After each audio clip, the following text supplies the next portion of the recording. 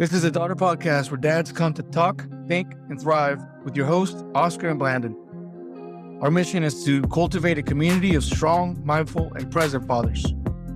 We want to curate honest conversations with all men, but especially those who have the honor of raising daughters. Hey everyone, welcome back to the Daughter Podcast. This is Oscar here with Blandon on the other side. How you doing, man?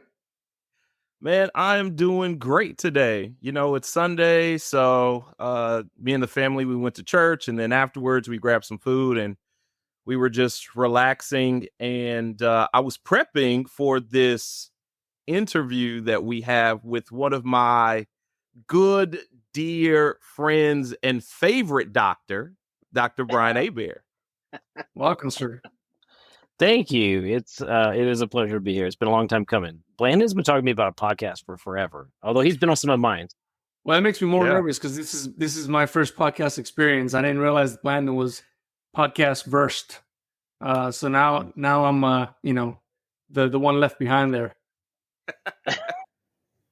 Me and Brian have been on a podcast together, and of course I was asked to do other podcasts, but no, of course, yeah.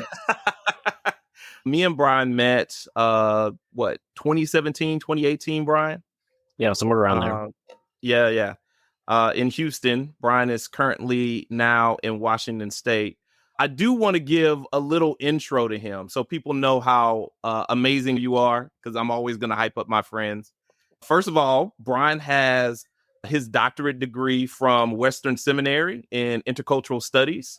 He has his undergrad in biblical studies. He grew up in Scotland, which, you know, I am completely enamored with the UK and all of the geography and history. He was a missionary for a few years in the Middle East. He also ran a food blog of international food when he was in Houston. So he would go around and bother people in restaurants and taste their food and and then try to make me go eat it. A simple country boy from Old River, Texas. I was not about to go to all these places, but Brian made me go to a couple. He trapped me in a couple. So I did. For him.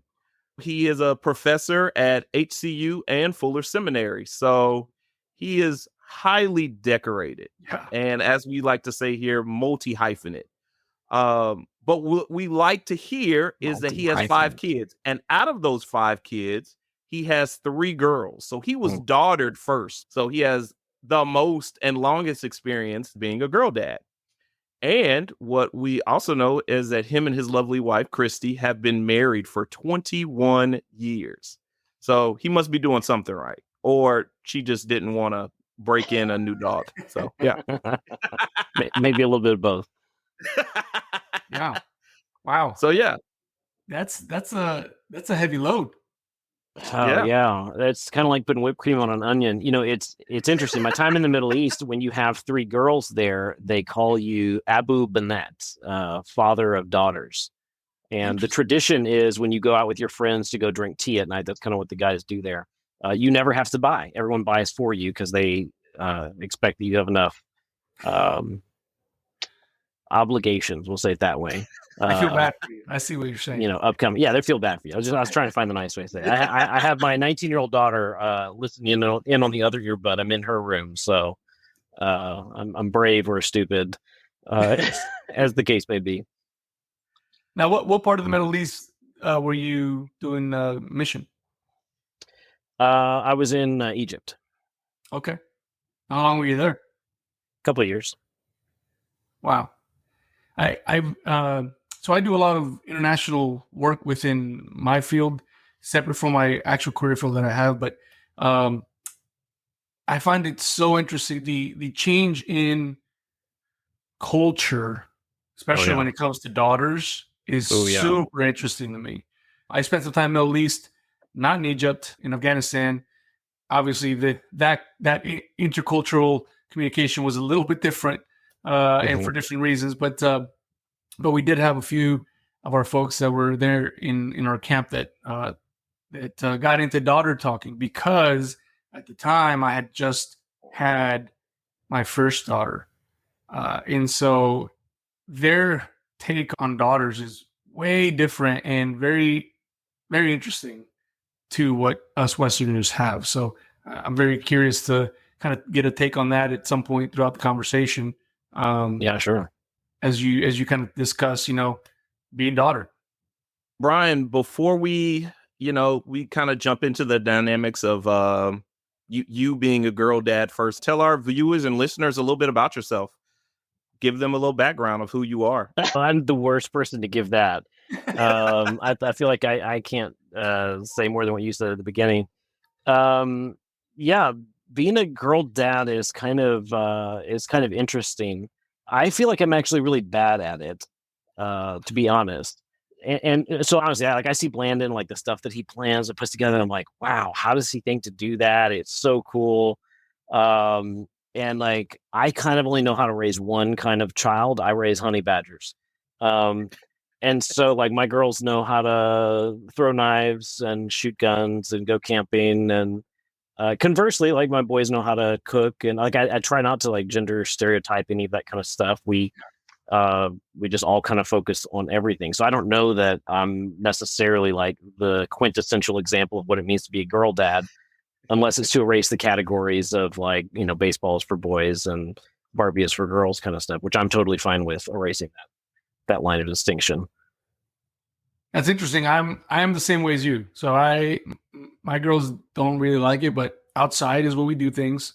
But I'm not a planner like Blandon is, and I'm, again, like you, I'm just like, how and why? Like, it's just like all the things that Blandon does, and in the manner that he does them, I'm just beyond in awe, because it's just not my forte. A lot of our planning happens at my wife's level, and then I just follow orders. I've gotten pretty good at that, 17 years in the military. So I just wait for orders, and then I can execute. You know what I mean? Yeah, I do. No, it actually is fun, kind of raising daughters with that mentality. A lot of times, like, my stuff will go missing. Like, I might be missing a favorite knife, for instance, and I typically only have to look into one of my kids' rooms, normally one of my daughter's rooms, and I see it, in their shelf. Or missing books. Emily did a great job of cleaning up her shelves. And by that, what she did was she took all the books that she's borrowed from me, aka absconded with, and has finally returned them back into my stash of books. But what that means is, it's fun to kind of read similar books and be on similar wavelengths, ideologically. And yeah, so it's a fun interaction. Well, Emily, come out and defend yourself. Say hi to everybody and don't let your dad say that you've stolen all his books. Well, I have stolen all of his books, and I have not returned all of them. I know you have. I know you have. There's still some scattered on the shelf. Yeah, let's just have a quick survey. Right. Well, so I'm going to assume is Emily the oldest? Yeah, this is Emily. She's the oldest.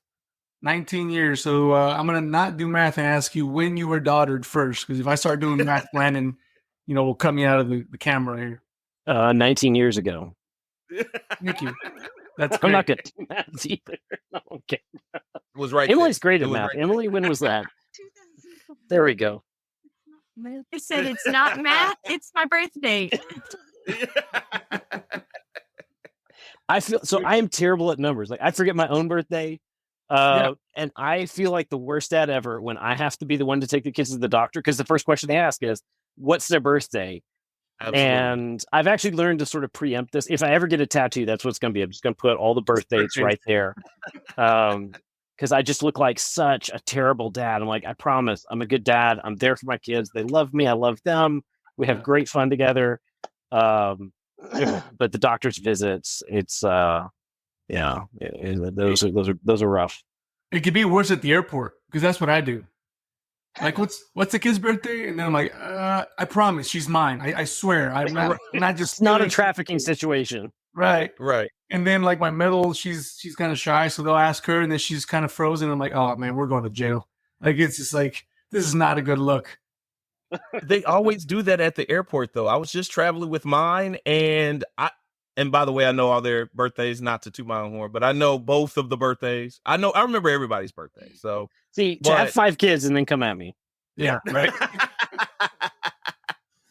But they ask at the airport, who's this guy? Is this your dad? And both the kids are like, and I'm like, stop stalling.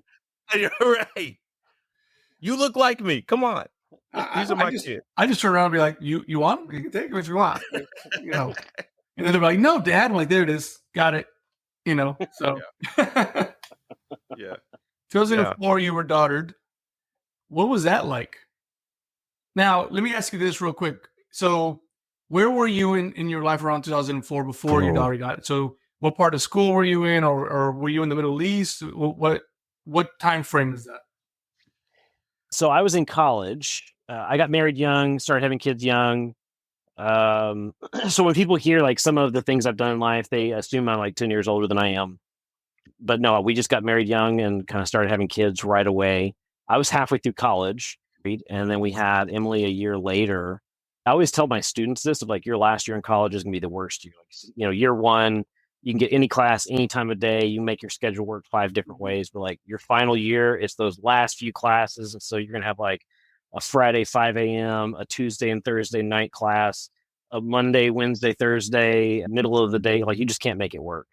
And so that was kind of my life. I lost my job at the time, and was looking for a job and had just found a job the day that Emily was born. Pictures with her are me in a security guard uniform. I was working nights. And so I'm holding her. I spent the first, 12, 15 hours holding her. Christy had a C-section. And then I had to go to work. And from that point forward, then like all of the jobs that I had applied for kind of came through, and I figured out how to stagger them and make them all work. So I was driving for FedEx, security guard at night. I think for that last semester, I was staying awake about 30 hours, would come home and sleep for 6 or 8, go to class, and then repeat. It was a difficult several months during that exact time. But having a daughter, being a dad, like that was awesome. I love that part. Of course. That's got to be super stressful though, because you don't have a job while your wife was pregnant, because you said you started your job when she was born. Yeah. Right. So now, I mean, I'm trying to put myself in that situation. I'm just like, I can imagine that stress of, I've got this child coming, my wife's going to need medical care. I mean, all the things, and you're just you're hoping to get a job. Yeah, we lived in a tiny little town. The town is called Wake Forest. I applied to every single place in town that had jobs. I'd find like spot stuff here and there, but no, God provided would be the answer. But it was a lot of tough times, a lot of very creative engineering of things, a lot of tense moments, arguing your way through eviction notices, that kind of thing, until everything sort of leveled out. And I mean, a few months later, it leveled out and it was fine. But like the exact moment was kind of the eye of the storm, so to speak. Yeah. Now, did you know you were having a girl? Yeah, we did. You knew that? A lot of people don't like to know. We've always liked to know. I like to pick out names. I felt like during the pregnancies, it always kept me a little bit more engaged. You know, for my wife, I mean, she's living it out 24 hours a day. She feels everything, sees everything. But as a guy, you're a little bit less connected to the actual, goings on. But, a name and all of that always helps me. And so I know this, but our listeners and viewers don't know this. So you grew up homeschooled, right? Yeah. Back when homeschooling wasn't as commonplace as it is now. Wasn't cool back then. Did you choose to also homeschool your girls? What was the educational path that you took for them? You were a college professor and you taught for several years. What was your mindset toward education in your girls? Yeah, so both my wife and I were homeschooled. I think my experience was more positive than hers was from an academic standpoint. Really like the flexibility that homeschooling gives in terms of curriculum choice. I'm a big fan of classical methodology, and my undergrad is a college classical methodology program, so to speak. So I really like that as a program. When we lived in Egypt, we didn't have money for the expat schools, which were like $30,000 a year. So missionaries don't make that kind of money. But when you work in like the oil field or something overseas, like they pay you well and pay for all your kids' stuff. And it's like a college education for one semester of first grade. Like, nope, can't do that. So we started homeschooling there. And then when we moved back to Texas, I think initially we were homeschooling, and then Christy found a charter school across the country. They're kind of Turkish background. And so kind of our passion is to stay connected cross-culturally as a family. And so we put the kids in that, and it's called the Harmony School. They're kind of, I think there's 30 something sites in Houston. And the one that we were at had about 114 languages spoken. They would always ask us if we would be the family international fair. They'd be like, hey, would you be the family for the America table? I'm like, well, there's lots of Americans here. And they're like, you're one of like 3 true American families. I'm like, my last name doesn't sound like it looks. It's like, that's because we're not actually American. Like my family were Cajun, we're French. We're like, we call the other white people in America the Americans. It was like, you see Jose over there? Like he's more American than I am. I don't know. And like, come on, man, would you just do it? I'm like, do you just mean like a white guy? And they're like, come on, would you just do it? Like all of that was just to say I'm actually busy that day anyway. I just had fun poking you around. So no, that school's a lot of fun. My kids were some of the only blonde-haired, blue-eyed kids out of like their whole grade levels and their whole schools, and just a handful of them. But fun experience. So yeah, we did homeschooling. We did charter school. We live up here in Washington. We actually have our kids in public school. Which is kind of an interesting new dynamic in terms of, who we're working with and trying to reach out to. A little different political scene in Texas. So just a lot of different options over there. I'm not like a die-in-the-wool homeschooler, though. Okay. Is there a reason why you guys didn't continue to homeschool? Probably was at the time that we went into the charter school, Harmony School, probably was kind of some ministry decisions of going, okay, how do we stay engaged in our community? That said, like I take an active role in my kids' education outside of the classroom. And so my job is to make them think. And I would say that's actually the job of education in general, is not just to learn facts, it's to teach kids how to think. And one of the things I see in my college students, in my master's level students, I'm about to get to teach my first doctoral class. I would imagine I'm going to find it there as well. Is just the inability to think and to process and to analyze. And like that skill is lost art. So I mess with my kids just incessantly. Sometimes it's just in the form of fun. Sometimes it's making fun of them. Sometimes it's having fun with them. But I'm always harassing them on one level or another. But it makes them really sharp and really shrewd and able to think and quick on their feet. We do a lot of, like, as a family, hands-on stuff outside of classroom stuff entirely. I mean, so not just by virtue of growing up overseas, but just lifestyle choices we've made. Like I try to introduce my kids to foods from around the world, people from around the world, cultures from around the world. And like they're kind of the front runners in their friend groups at doing the same thing of like going out and getting connected and having these same kind of experiences. So for us, I think really it came down to a ministry decision. When we came back to Houston, we were also working with Muslim peoples. There's about 100 mosques there, about 250,000 Muslims. And so we were leading a couple of different teams doing different things. And it was just a way of kind of keeping in contact with that community in particular, but just, kind of this global bridge more in general. I think one can make the argument at the current environment that I guess people do make the argument that schools are essentially just making workers, not thinkers. Yeah. Or the school system, if you will, making workers, not thinkers, or teaching them what to think rather than how to think, which I think is a huge factor. My wife and I thought about homeschooling. We just moved here. We've been here for about a year now. But with the constant movement in the military, we thought, hey, let's just go ahead and homeschool. But it was a daunting task, at least for us. So we went through public school. But to your point, I mean, we're in the South. We're in Louisiana, a little bit different than up northern, Washington or California or other places where there's certain agendas or what have you out there, right? But one thing that I've noticed a lot, and I was trying to think back, I think Blandon and I kind of started talking about this a little while ago. I don't think I was taught to really think at school either. Like, I'm trying to think back at my time.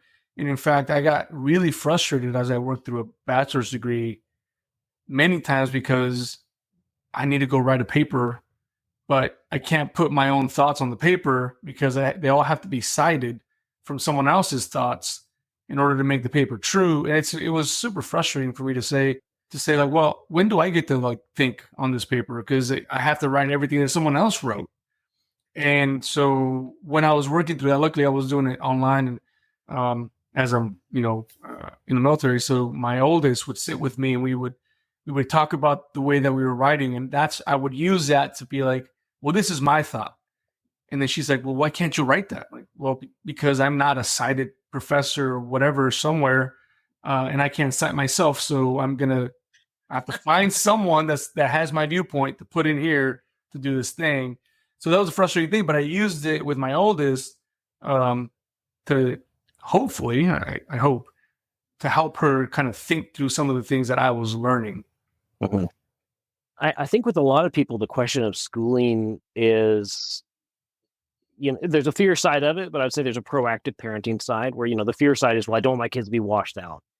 And I know for how I was raised, when I make the joke about being very homeschooled, we were in a very conservative church that everybody did the same programming. There were kind of levels of amplification that made that a little bit stronger probably than it would have been by itself. But part of the fear was, exposure to sinful people, sinful thoughts, sinful acts. And that's a real fear. We live in the state of Washington. We're outside Seattle. We're faced with this all the time.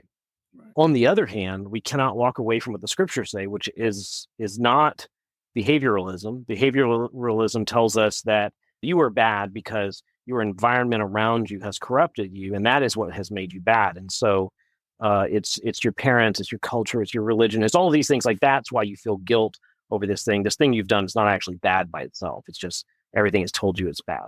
But Christians kind of get into that where they go, oh, if I can just keep every sinful influence away from my kids, then they'll be good. And that's kind of, it's not just homeschoolers that make that fallacy. I'm a 1-point hyper-Calvinist, total depravity. Like, no one's teaching my kids how to be bad. They're just good at it. They learn from the best. I've realized, and this is one of the joys that I have, is I want to be part of the exposure cycle with my kids. That way I'm there to help them interpret what they're seeing. And for us, if we kind of grew up right on the edge of having internet versus not having internet. My family was a little bit of a front runner, but even having the internet when I had it, it wasn't the same access that it is today. Oh, absolutely. And so I was largely grounded in my faith before I was really introduced to grossly alternate worldviews. Whereas for my kids, it's happening in elementary school. And even if they weren't in school, like, it would be the neighbors. And there's nowhere you can run to now. If technology exists, like, it has flattened the world and everybody's drinking from the same cesspool. And the answer is not, we'll keep them away from technology, which is easy to do, right? It's like, if technology is the great leveler and that's the cesspool, keep them away from technology. But then when they get it and they're 18, 19, 20, now they've had zero time to try to learn how do we wisely make choices about what we're looking at, about what we're thinking. How do we evaluate what we're hearing? We had one of my favorite family discussions just happened a few weeks ago. Our elementary school does an end of the year, happens to be during Pride Month. I'll just throw that out there. Rainbow parade. Okay. Now, we debated probably for a full hour as a family. Every member of our family debated, what does this parade mean? Because I started the conversation with, I don't like what's happening here. I don't think this is good. And, my youngest daughter was the fastest to roll her eyes, middle child. And she's the fastest to roll her eyes, go, come on, you're being, whatever. And I go, no. Like, let's look at the timing of it. Let's look at where we're at. Let's look at all of these things. Like, there's clearly an agenda. Now, it's not like there's something overt happened. There's nothing that you could actually tie it to and say, see, look, this is it. And so then you go, well, what's the parent's response? Like, Do we send them an angry email? Do we do this? Do we participate? Do we show up, not show up, just be sick that day? Like, there's all these kind of options. But listening to my kids, like, I just had this big grin, listening to them debate the nuances of what it all meant and how we can or can't participate based on what it all means, and just listening to them kind of reason it out in their head. I go, okay, actually, all of my worries are fine because y'all are thinking about this. And I think just for a lot of parents, it's kind of a lazy parenting style, where we kind of just assume the kid didn't see anything, and so we don't talk about it, right? You see two dudes walking down the street holding hands, and you're like, oh, my kid's too young. They didn't catch what that was. No, sure they did. They saw it. They get it. And so for me, I love taking my kids on experiences into places. Like, we don't stay out of the bad neighborhoods. We didn't do this in Houston. We don't do this here. We see people selling drugs on the corner, or we see a prostitute on the corner. We talk about it.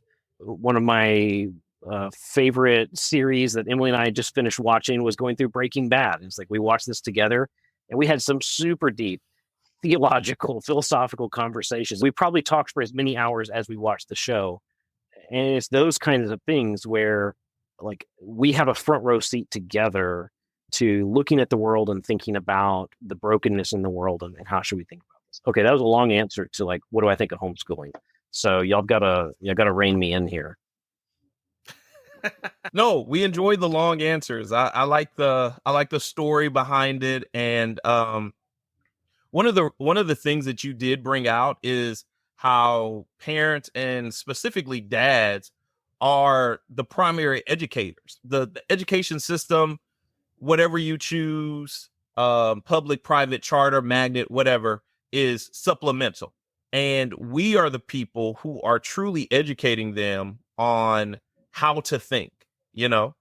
That is what I appreciate from, like, these conversations, because I want my daughters, and we've said this before, I want my daughters to be critical thinkers. I don't want them to be spoon-fed information and then take it down. I want them to study and dissect it and question it so they can have an understanding. And I think that's when I began to have an understanding. I grew up in a time and age where the teachers that I had still were teaching us how to think and not what to think.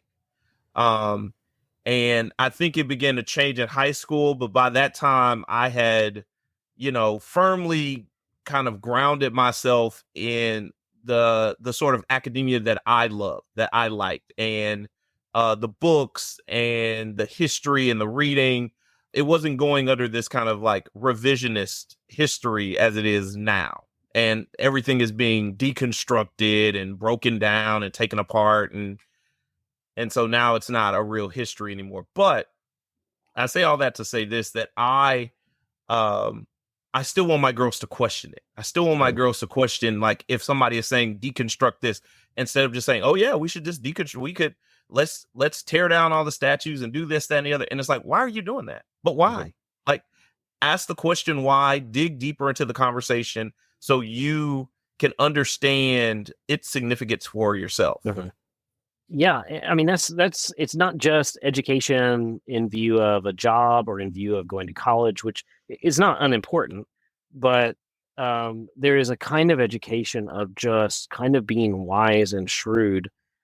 And in the age of the internet, on the one hand, you want your kids to be able to use technology.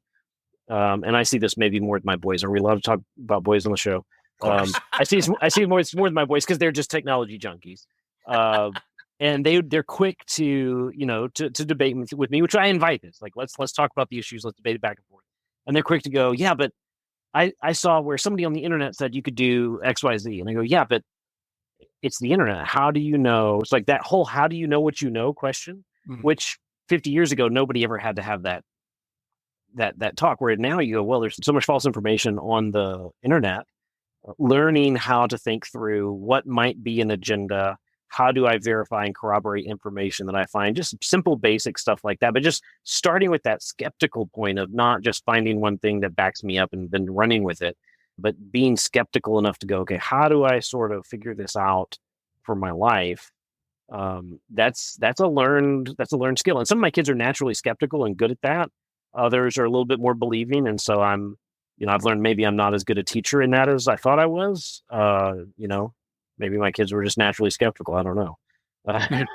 So with my one that's not skeptical, like, oh, maybe I haven't figured out how to teach this. Maybe I've simply, created some copies of me here. And I think it's also about helping them understand how the game is played now. The game has changed. So if you go and research one thing, some computer out there reads what you research and then feeds you the same thing. Mm-hmm. And I've found that many people don't realize that they just start getting fed the same thing. So my daughter doesn't have social media, but I've showed her through Instagram, like, hey, look, you can see all these things that pop up on the search thing. All these things are because I've commented or liked or done something, and so now it just feeds me this.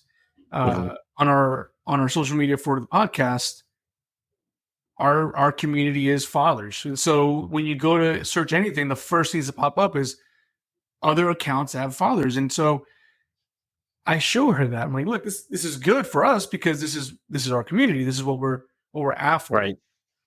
But when you start searching for information specifically, this also works like this. This game is also played the same exact way. And so you look to find something on the left, and it'll just feed you all that. And you go look to find something on the right, and it'll just feed you all that. And it's hard for the algorithm to find the middle ground, even if you're trying. So one thing that I found difficult in a way is how do I make them understand how the game is played, and for them to really know that you have to be skeptical of almost everything you're getting, which without scaring them into being like, no one's telling you the truth ever. Right. And so there's a fine line there, but I find myself going towards that, like, just be skeptical of everything. And that's not an agreeable person, right? Like someone who's always skeptical, right? Brian comes over and says, hey, hi. And like, why didn't you say hi to me? Like, right? Like, what do you want?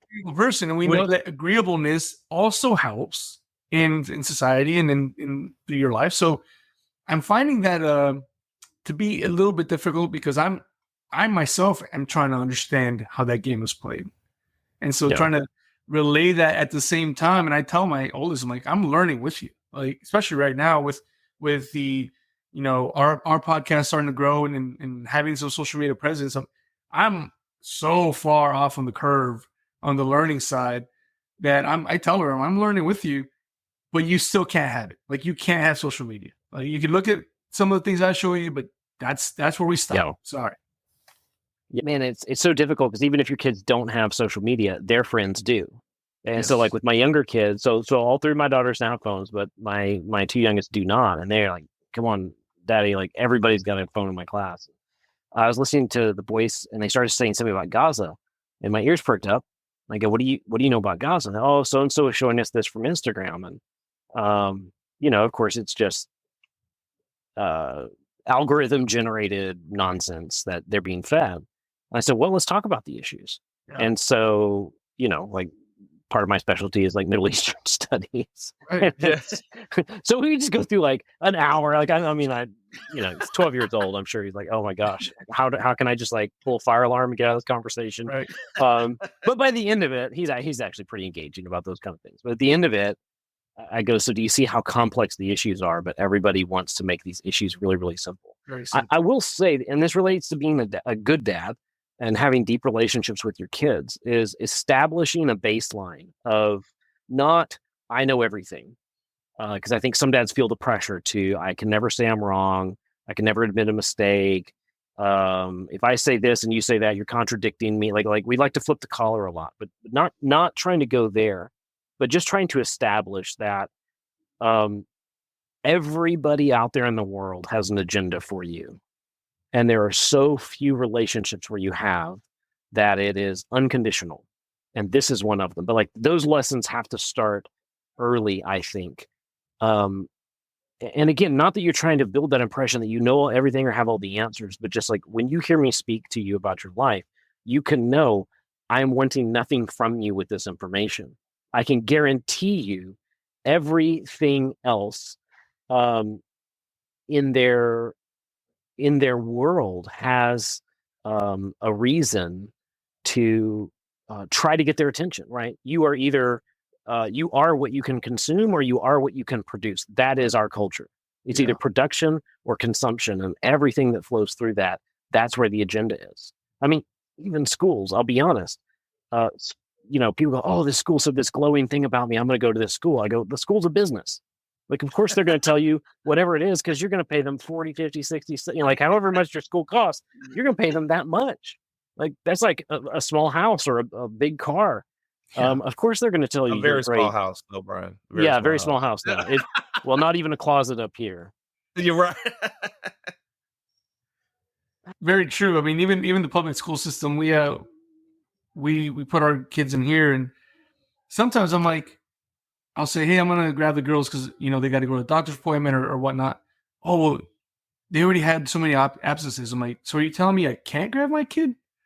Like, I can't go to the school and grab my kid? Like, because they're like, well, no, it's all the absences, but then we know that there's subsidiary money that comes in for the school for every person that's there, and well, wait a minute, there's still my kid. Like, if I have to go grab my kid out of school, we're doing this. But even within the parents, like my wife's like, well, I don't think we could do that. I'm like, what do you mean we can't do that?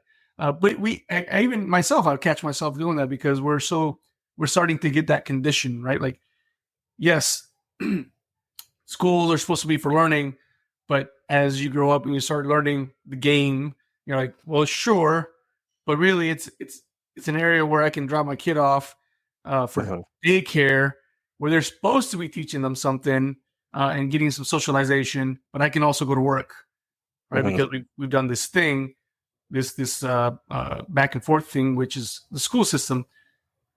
But the way they make it sound is now my kid is they own my kid from 8 a.m. to whatever 4 p.m. and I have to have special circumstances to go see my kid at school. Like it's a weird thing to think about. Yeah. My kids are just boss nerds and they never want to leave. Like, I'm like, hey, let's ditch out and let's go bike riding. Let's go camping or something. Like, no, we have to be there for a test. Like, what are you talking about? You don't have to be there. They'll let you do it later. Right. I would have killed to have my dad bust me out of school early. So to me, I like getting back to homeschooling specifically, the choice that a lot of younger parents struggle with of, do I homeschool? Do I public school? Do I do this? Like, am I abdicating my rights? Am I like, if in any of these scenarios?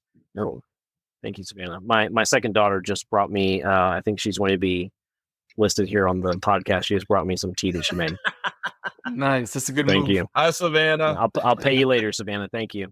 I think people get worried about, am I abdicating that responsibility? And I would say the approach that you should apply to everything in your life is engagement. Like, if you send your kids to a Christian school and you're unengaged, your kids are going to turn out and they're going to have the same abandonment, daddy issues, especially your daughters. They're going to have those same issues as the kids who were dumped at public school, as the kids who were raised on the street, as the kids who, like, the answer is not what's the curriculum.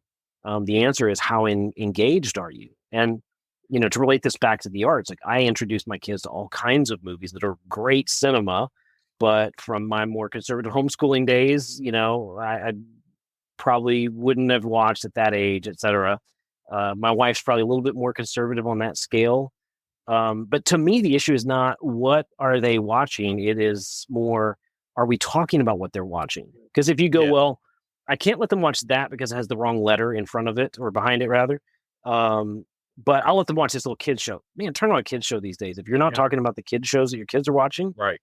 Like, I sit there in the living room with my kids and they're, gosh, what is Jack into right now? How to Train Your Dragon. They've turned this into like an 11 million part series, and it's the dumbest thing ever. So I just sit there and I bust on it and deconstruct it, and he hates it. But as he gets in like better movies with me, my hope is that he could be more like Emily and Savannah, that start learning like story matters and content matters and all these different elements, but with both sides, like the being present and talking it through with them is such a key thing. Yeah, I completely agree with that point. And but I think there is something to be said about uh putting your kids in an environment where you also agree with the ideologies that are being taught there. So I'm taking up because my two kids are in a classical education private school, and we're seeing the great benefits of that, right? We're seeing that they're coming home and they're excited about learning different languages and learning about the Bible and going to chapel and having a chapel buddy, all these things. It makes our faith exciting to them, being in that environment. I'm seeing how much the girls like it, and they like it for different reasons. Now, my youngest one, she is more into the academics part of it, and so she's like, "Daddy, this is what we learned in French class today," and then we're looking up all these French words, and but we were already down that path, right? I was already trying to teach her the alphabet and numbers in different languages, and my oldest is more of a social butterfly, right? So she likes the aspect of being in a school where it's kind of the age range, and she likes hanging out with the older girls and this, that, and the other. And I'm not saying, that this is just the better option. I'm saying for our family, it seems to be working. And I'm not saying that this is keeping them for anything, because some of those same students, as you said, they have social media, and they have access and exposure to things that we're not allowing our girls to have exposure to and access to. So that's still the conversation. So it goes back to what you said about engagement. And I do like what you said, because, me and Brian typically agree about cinema. That's how our friendship was even more solidified. But yeah, I let the girls watch things that probably their mom would not want them to watch right now. Does she watch the podcast? Do we need to keep that stuff muted, or you want to talk about it? I sent her that video specifically. That's actually what I was smirking about a moment ago. Emily is hearing what I'm saying, and she's like texting from the peanut gallery. So she goes, quote, "Dads can never say they're wrong," end quote, but continues to argue in favor of Homeland. And then the second one is, quote, "Story matters," end quote, still defends Homeland. So she lit me up the other night on this program that she did not she does not care for. Didn't find compelling. Yeah, it's a great story. Great story. And that's what I'm saying. Like, I want them to understand that even if you don't necessarily agree with the story, you can find beauty in the story, if that makes sense. Like, I don't necessarily agree with every storyline that I'm watching, but do I find some things about that story and that movie compelling? Right. I absolutely do. And so no, excellent point. But I think, and please correct me if I'm wrong, but I think we're talking about sheltering and then not sheltering, right? So you're absolutely right. Like, we had our girls in a Christian school when we were in our last assignment, and the thing that I found, and the thing that I've tried to do more and more, is to expose them to things, as Brian was saying, expose them to things so that we can have these conversations about the things that are out there.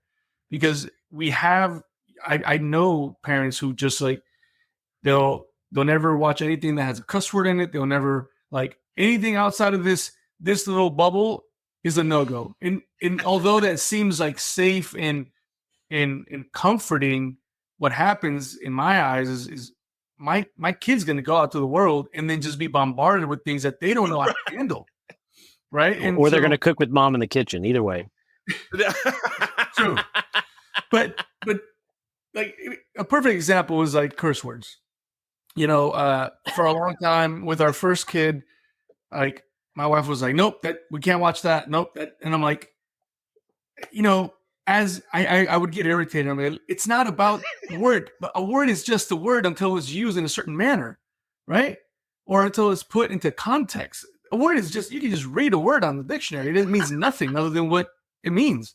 And so, although I don't, Blandon knows me, and I try to clean my mouth up as much as possible, because I'm a knucklehead. But around my family, I do my best not to use those words, specifically when I'm talking to my girls, because now I'm talking that word to them or what have you. Mm-hmm. But well, we would be out in public, and my daughter would be like, oh, "That person just said whatever, the F word." I'm like, "Yeah, it happens. Like people say." You know? And then I'm like, "Did they say it to you?" Well, no. Did they say it to a person? Like to a person, towards a person? No. What did they say? Like, well, they said this. Like, okay, well, it's gonna happen. Like this will not be the first time you hear it. Will not be the last time you hear it. It's just is, right? And so again, that's a simple example, but it's just being able to have the conversation. Like, yes, you're exposed to these things out here. This has happened a lot now that we went from that Christian school now to the public school. And at first it'd come in, they'd be like, well, this happened with this kid, and this kid is a jerk. And I'm like, yeah, maybe this is the world we live in. Like you have a plethora of people with differences in every way, shape, or form, and you're gonna run into these things. Let's talk about them. What is it that's bothering you? Oh, what's the word? Okay, well, the word means nothing unless it's used in this manner. Oh, okay. And so having the conversation and not over sheltering, I think is really, in my eyes, is really important. And that's actually a point of contention between my wife and I sometimes, because she's like, well, they can't watch that. I'm like, why not? Like, this stuff happens outside of this house. These things happen. And sure, this is a fictional story, but it can serve a purpose. There's a story behind it. It's something that leads up to something else, decision making, and all these different things that they can watch and use, hopefully, as they move forward. And also not be completely surprised when they've never been exposed to anything like that. And then they go to their friend's house with social media or with YouTube, which we don't do YouTube freely around here. And all of a sudden they come back, they're like, I can't believe my friend is watching. Like, yeah, people do this, right? Like, we have to be able to talk about those things and not completely shelter the girls into this. And trust me, I'm with you. Like, into this real comforting bubble of like, well, we're good. We're good right here. You're 8. But there's this whole world that, whether we like it or not, they're going into. Yeah.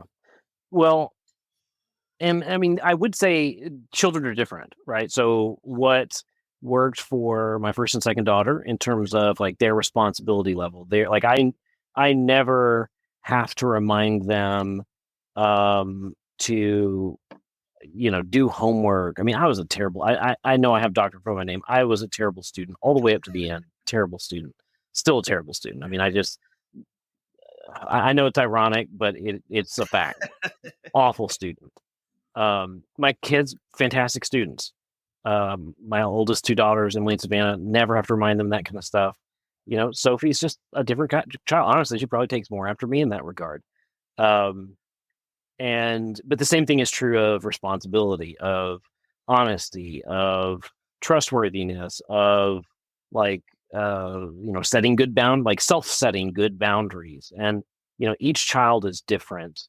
And my kids all want to know, especially like my boys who don't have phones yet. Well, what age do I get a phone? Like, it's like this guaranteed birth right now of like, well, I don't know, like 21, 40, who knows? We'll find out. We'll find out.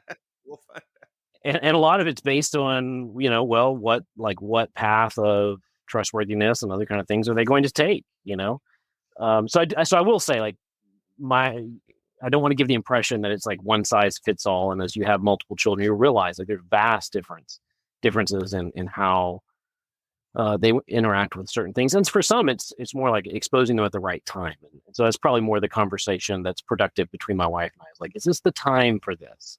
On the other hand, and this is my pushback to that, is like being naive is not the same as being holy. Being protected is not the same as being holy. And like sometimes it just leads you to like that sheltering sometimes just leads you to naivete. And the last thing we want for our daughters in today's world is being naive and exploitable. Yeah. Because there's 1,000 games that get run on them. And like the number of scenarios when I have so many conversations about phone security for them. I mean, it has nothing to do with like the pornographic side and all of that. It just has to do with like, using facial recognition instead of punching in your code in public where someone might swipe your phone and then start stealing like a fellow student, what do you do if a fellow student asks you for a picture of this or that? What do you do? I mean, all those kind of things. And my thing is, look, like you always need to know that like fear and isolation is a tactic that everybody uses, and you have got a hidden secret weapon, and that's me. Like, I'm not opposed to showing up at a kid's house. Right. Like if this ever happens, like I'm the first person you should talk to. It will be over before it started. So yeah, some of their friends don't talk to me, but whatever. So Brian, I have a couple of more questions for you. I'm sure Oscar might have a couple of more for you, but this is my time to shine. I've been waiting to do this. I've been waiting to dig in and get all into your business. So I'm about to hate these questions. Especially about, you being a dad. This is just great. Because for people who don't know Brian, he is not the most oh boy. sharing people that there are. Him and Oscar are very closed-lipped, tight-lipped, private-lived people. So for them to be out here airing their business in the public is great for me. It's always amazing for me. So I get to do it with Oscar once a week, but Brian, this is a prime opportunity for me to do it with you. Let's go, man. Let's go. So we asked this of all the dads who have multiple children. You were talking about having multiple children and you have multiple daughters. So the question, most people want to know is, were you chasing the boy? Were you trying to get to the two boys that you have at the end? Or, were you just like, we just love having kids and we're just going to keep having kids until we feel like we're done? Yeah. So I'm one of 7 and my dad's one of 8. And every generation going back from now till France they're all Catholic on that side of the family, has, very, very, very large families, to the degree that when I was engaged to Christy, I rolled out our family tree and, there's just like these massive generations. I'm like, so you want a big family, right? So we're probably just on that side. She's from a family of 5 kids. I mean, not quite as big, but still sizable. But we went from being a normal family to weirdos really quickly. And here's how it happened. So we had Emily and we had Savannah. Okay. That's a normal sized family for America. Then we have daughter number 3. We're right on the bubble, right? But people would out loud to us rationalize, oh, you were trying for a boy. So if they felt that 3 was past the number, that would be their response. You're trying for a boy. And then we had Ben. There's our boy. So like we're at least 1 past, and we're 1.5 to 2 past what is normal for them. But they would go, oh, and now you have your boy, with the implications of, and please stop. And then when we had Jack, they were looking for like, which group of foil hat wearing people do we associate you with? Are you Catholic? Are you Mormon? Are you Pentecostal? Are you did you join a cult? Yeah. So that kind of answers it if we were just having kids. And 5 is what happened. But not chasing the boy though. No. Okay. That's interesting. I can fully understand that timeline you're talking about, because we had our 3rd, and that was a big factor outside of my family. My parents and family was, oh, were you hoping for the boy on the 3rd one specifically? And I'm like, right. No, I don't think I was. And then the next question is, oh, are you guys gonna go for the boy? Like, that's the next question. And I'm like, no. Yeah. The factory's closed here. Like I again, I'm playing the odds here, and the odds are I'm going to have another girl, and then we're 4 ends. So I completely see that timeline. And this is completely outside of, as I mentioned, my extended family, because that's a whole different conversation with our background and culture. Well, I mean, culture does relate to like which gender is desirable versus problematic if they see it in terms of that. And I guess for me, on a personal level, it was never seen that way. I mean, I love my girls, love my boys. I love having a big family. I don't know. I mean, I come home and I have stuff to do, but I really would just rather play with the kids. And we're always playing like weird, funny games that we make up. We have an indoor baseball game that we play with like a little foam ball and a tiny bat that's like comedically short, and it's the hardest game in the world because you can't hit anything. But like we're always just making stuff up like that, and it's a great time. But I think the attitude is like family should be small. Boys are preferable to girls, or if you have one, you at least need to balance it out and have the other. Right. I mean, I always hope to have both, but I would have never wanted one and not the other. So, got another question for you. Emily is almost as old as you and Christy were when you got married. And so, me and I can Oscar, feel her anxiety, just like, but like there's just this little sound she made over there. So me and Oscar are nowhere close to you yet, but would you counsel her or say, if she found a young man, and would you say, hey, get married young? Would you say, wait a little bit, live a little more life? Like, what would your counsel be to your 19, almost 20-year-old daughter? Yeah. So she was almost the age we got married. That is a true fact right there. I deal with this even without my own kids as a pastor who does premarital counseling and sometimes with younger people. I'm like, man, 21. I don't remember being this young when I was 21. In my head, I was so much older, and now I'm looking at it as an adult, as a parent. I'm like, wow. I mean, I think couples that get married young, couples that get married older, they have different challenges. It's neither right nor wrong. It's not good or bad. It's just you have different challenges. If you're older, you have much better communication skills, and you're more patient. You're more mature as a person. You're also more set in your ways. You already know what you want to do on a Friday night. When you're younger, you're super flexible and super easygoing. On the other hand, you might not be as organized, might be more emotional about things. I think it all, for like my advice to my kids, would come down to per child. Okay. And so I don't think like a one size fits all approach is the approach. I'm glad we got married young. I wouldn't change too many things about that. Maybe a few things about it, but not all of it. But I mean, especially and having kids young. I mean, we had Emily a year and a half after we were married. I don't regret that at all. I think people who get married and then wait, 5-10 years, I don't know what they're doing.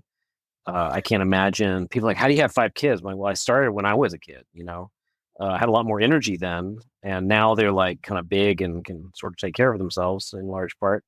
The people who are starting at my age and they're having baby number 1, I'm like, man, I don't know how. Well, they only got 1 kid, but I don't know how they do it. That sounds exhausting. So I'm a big proponent of have kids while you're young. But in terms of marriage, I think it's just, what is God leading you? Who's He put around you? Is it a rushed thing? I mean, you could be in your 30s and it could be a rushed thing with the wrong person. That'd be a bad thing. I love the way you've squirmed around this question, though. That's what I've loved, and that you have not yet answered my question. Sorry, what's the question? You said my question was your 19-year-old daughter, 20, not anybody else's, and I get it. You said per child, but your daughter comes to you, 20 years old, says, "Hey, Dad, I want to get married, and this is the guy I'm marrying." What do you say? Are you ready to let her go? You ready? You wanted it to be super specific. My question was super specific. Yeah, no, it was. I know, but you're asking an ENTP, so like I theorize about everything. Yeah, you do. You do.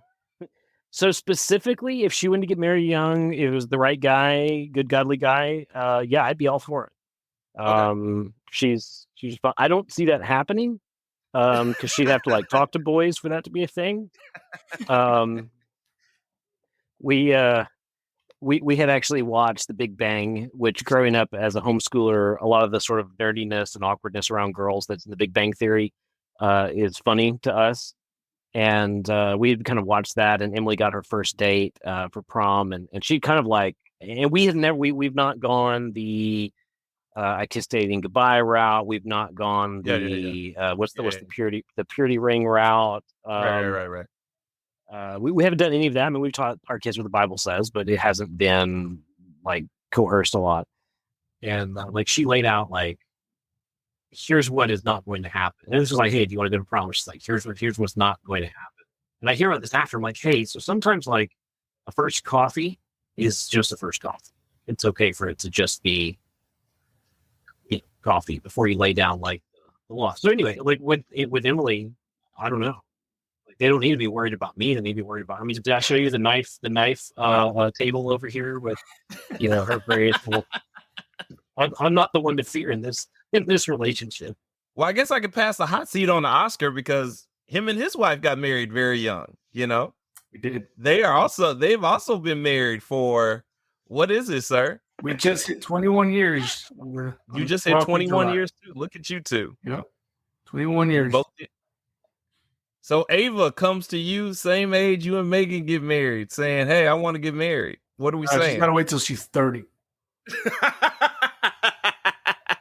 That's the marital plan for my daughters. It's 30. 30. No, 30. They'll wait late. They'll wait more maybe. No, honestly, I mean, that would be extremely hypocritical for us to do that. And we actually, my daughter will ask questions and we'll talk about getting married very young. And a little bit towards what you were saying, Brian, we did wait. So we got married at 18, but we waited 8.5 years to have any children. And that was just because we knew, we felt like hey, we're really young. Like we're we're still trying to figure each other out. And then we had just we got married in 2003, and then I got into the military in 2007. And so just that massive move, I mean, you're looking at, I literally took her out of her environment and took her to this place that she didn't want to go to. And so it was just one of those things like, hey, we're just going to figure ourselves out, and we're going to go to this new place and figure ourselves out, and we'll talk about it then. And we talked about it every so often when we were at that 3-4 year mark. And then we're like, no, we're not really ready for that. And then, at 8.5 years is when my first daughter came into play. But we do talk to her about that in that context, is that we knew we were young. We talked to her about the struggles. Like we were working, 2-3 jobs each. Like we're trying to make ends meet and figure things out because we want to make it out on our own. And we're having an apartment, and all these different things that, we're like, it wasn't easy. It wasn't easy. And so we don't want to paint a gloomy picture for her, because obviously we're here and we're thankful. And as you mentioned, Brian, I truly believe that my wife is the person that God put for me on this earth. I hope she feels the same.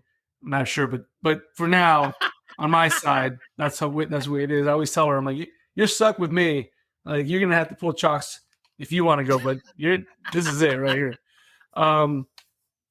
So we do talk about that, and we don't paint a gloomy picture, but we do let her know the realities of doing that. And although I would not change a single thing to this day, every so often my wife's like, I think I would have waited a little longer before the meeting. So, but that may just be because me. I don't know how to answer that question, because I want to, in this learning process that is, my growing as a father of these girls, I want to be able to get to a point where, like Brian said, if it's the right man, if it's, if it's the way it's supposed to be, then who am I to be hypocritical at that process? But I will be super sensitive to that process. So I don't know how to answer that right now. I mean, my oldest is 12, and it's crazy because if you look at, I can't remember where I read it. It was when I was doing my studies. It talked about how, I think it's either 12 to 14 or 11 to 14, something like that. It is the prime time for a girl to be able to bear children, do these things. It talks about this whole historical thing. And I'm like, that's insane. That's like, that's insane to me. But, I'm sure Brian could probably school us on this stuff too. You go to the Middle East, and it's a whole different environment. When Indeed. daughters and age and all these different things. So it's hard for me to wrap. Not even just the Middle East, like even here in most states in North America, as late as 1980, you could marry a 15-year-old. I did not know that. So my daughter's not getting married at 15. Let's just make sure we put that out. But those are different times, like the ways that they were raised. Like, I mean, 100 years ago, a 15-year-old was like middle aged, just about. Right. Yep. I mean, so you got that to factor in. Yeah. Yeah. So when you put it in that perspective, yeah, for sure. So Blandon, your turn for the hot seat. Your turn for the hot seat. You know, one of your daughters, I mean, she's going to be 18, 19, 20 at some point. What do you say? He can't see that far ahead. He's told us several times. He's like, that's not happening. This is my bubble. This is where I stay. I'm just playing with his emotions at this point. Right. So now you're the guest co-host. Look at him now. He's like, you're in the hot seat. Answer the question. It sounds like Brian fight fire with fire. Yeah. No, and honestly, I've had this conversation. Listen, I'm open to them being married young because I do believe in growing with someone. You know, I got married a little later in life. I got married when I was 31. But, me and my wife, we have a 8-year age difference. So she was 24 when we got married. I believe in getting married young, and growing together and building something together. I think that's what's missing. I think everybody wants to have their own things. Like they want to establish both their own houses and incomes and careers and things that are independent and separated from each other, and then come together and then try to make a life. But I've told Oscar this before, but and I think I've told you this too, Brian, before. I still love the love and affection that you both have for your wives and your wives have for you after all this time. Like, even when I met Oscar, I was like you really love your wife and Megan really loves you. Like I saw that up front. And then just going out with Brian and Christy, I was like, man, there's so much affection here. There's so much love that's still here, even after being married to a guy like Brian for like 17 years. My goodness. So no, I would be in favor of them marrying young if it was the right guy. If the mindset was that he was going to take care of my daughter in the way that she was accustomed to, I'd be all for it. I mean, speaking as believers here, we have to look at what the Bible teaches about marriage and teaches about kids. And we value things in our culture that are not necessarily bad. It's not wrong to get an education. It's not wrong to be established in your career. There's nothing in scripture says, you shall be married at an early age. But I mean, in general, like the impression is, if God has designed you for singleness, go be single. If God has designed you for marriage, find your spouse, get married, have kids. And I think earlier in our nation's history, you would only pursue the career path, the establishment path, the let's sort of, develop ourselves first path, as a lifestyle choice. Whereas now, with inflation, rent prices, food prices, I mean, with all of that, it's almost a necessity, where it was very hard. I mean, we lived very, very frugally, but we lived on a single income for most of our lives, or a double income where I just worked, 2 jobs. I mean, we were very, very cautious. We made a lot of sacrifices for that, but I don't know if a starting couple could even do that. I mean, unless one of them had like a really good job to start with. And so I think before you were making that as a kind of lifestyle choice. And so you go, oh, are you choosing sort of like the more biblical model, or maybe not model, but attitudes versus the sort of career first attitudes? Whereas now it's almost forced on you. And I feel that tension, being raised a certain way, having lived a certain way. We have a much more traditional home. And now I feel I'm looking at my kids going, man, do I try to teach them? Like, what do I teach them here? It's a little bit of a crisis for my own self. Yeah. No, and I was saying that because people use that as the means to which they need to get married. Like, I have to have a full career in order to get married, and it, as if that is what's going to sustain the marriage, right? Having money does not sustain a marriage. Having a house and cars and all of these possessions don't sustain a marriage, you know? So you can just as easily separate over those things as, you know, anyone else than a couple who, like you guys, who've been married, both married young, and you're still married. You're still married after 21 years, right? Somebody who waits until they're 30 and 40 and then they're divorced in, you know, the next 5 years, which are the statistics typically, because you're kind of set in their ways and they're not willing to bend and move. And while you're kind of growing up together and you have this history, and one of the movies I love is like this. It's called The History of Us, and it's with Michelle Pfeiffer and Bruce Willis, and they're kind of going through this couple crisis, right? And they're getting to a point where they think they want to separate and divorce, and they're not really sure. But then toward the end, Michelle Pfeiffer has this really poignant kind of like soliloquy where she's like, but, you know, Rome was built on a day, and I don't want to build any other home on top of this home, and like how people build on top of ruins, and I don't want any other ruins on top of ours. This is our story. This is us. And no matter all the ups and downs we go through, I still want to be with you. This is our history, you know? And I find something very beautiful about that. And I would love to pass that on to my girls, the beauty of having a history with someone, the beauty of like going through these ups and downs and not having your whole life established before you. But instead building a history with someone until you look back. And then when you hit a rough spot, you can look back on that history.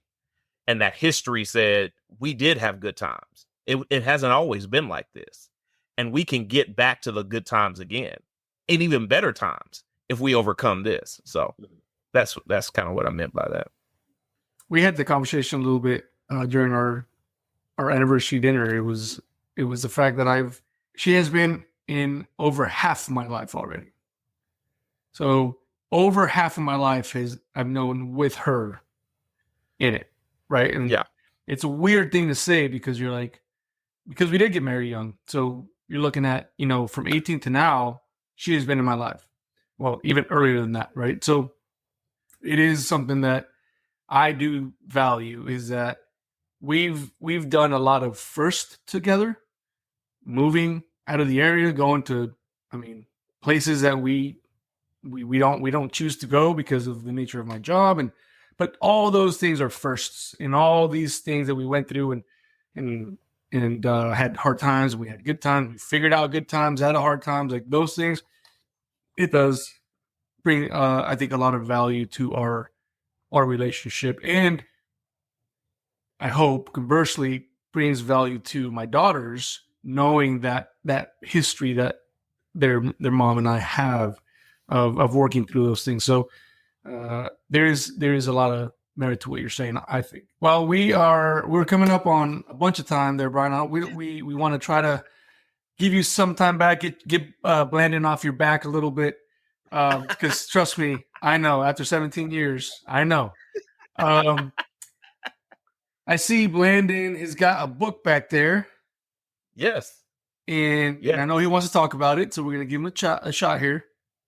Yeah, so this book is Daddy and Me and the Rhyme to Be. This is by Chris Bridges and Halcyon Person. So this is based on the Netflix series Karma's World, but this book is more specifically talking about a daddy and a daughter and how the dad gives the daughter confidence to do something she hasn't done. So she wants to write her own song in the book, and the dad has already written a song in the book, and how it just kind of demonstrates how he gives her confidence to do that. And so I really love this book because it teaches the valuable lesson that if we lead out before our children, and especially our girls, it gives them confidence to, as Oscar says, do hard things. Awesome. Brian, I can't thank you enough for coming on here.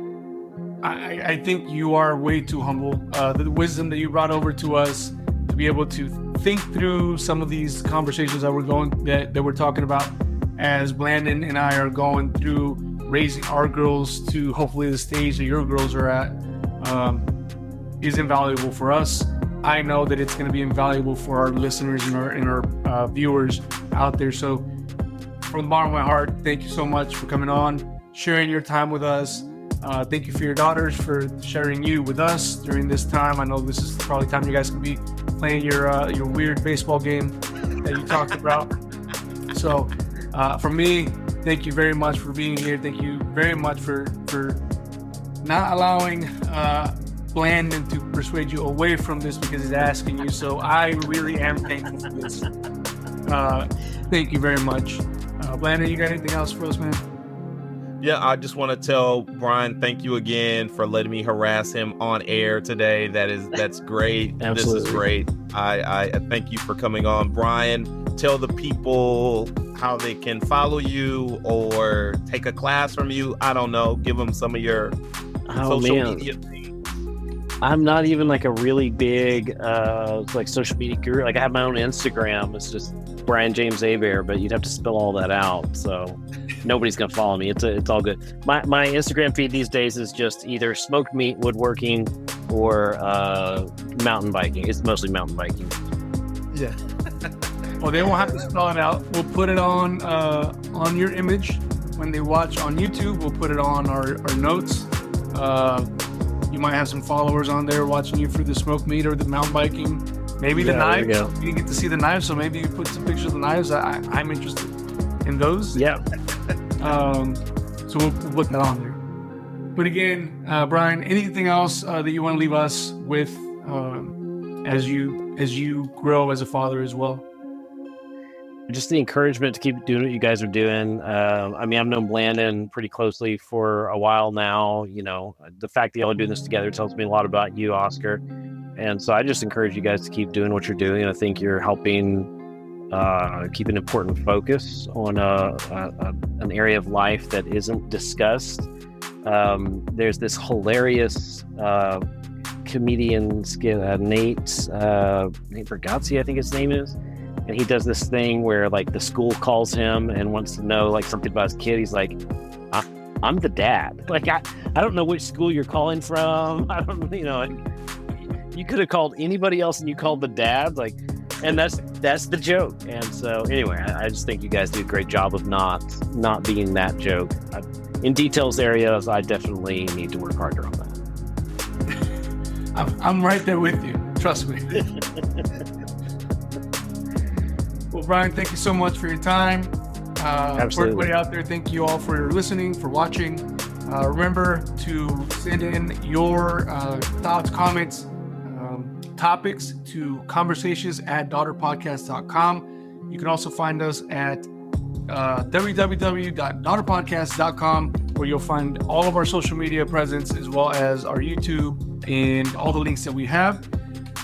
For the book and for Brian's social media stuff, that'll go onto the notes. Please look on there. And if this brings value to you, if you found this helpful and others that can use this information as well, please send that information out to them. Share our message with your people as well. We want to build a community of strong, present, and mindful fathers here at the Daughter Podcast. So with that, I'm Oscar with Brian today. Thank you so much. And Blandon on the other side. Thank you all. Till the next one.